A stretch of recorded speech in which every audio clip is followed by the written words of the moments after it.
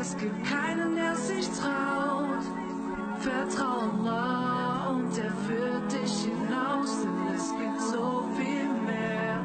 Es gibt so viel mehr. Es gibt so viel mehr. Es gibt so viel mehr.